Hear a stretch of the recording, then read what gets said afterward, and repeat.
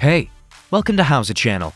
In today's lesson, you will learn how to create box and whisker chart in Excel. Let's go.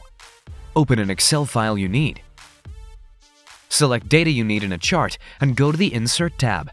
Click on Recommended Charts. Go to the All Charts tab. Select Box and Whisker from the list. Click OK. Resize the chart if needed. You can choose the look of your chart. Choose the style you like under Chart Styles block.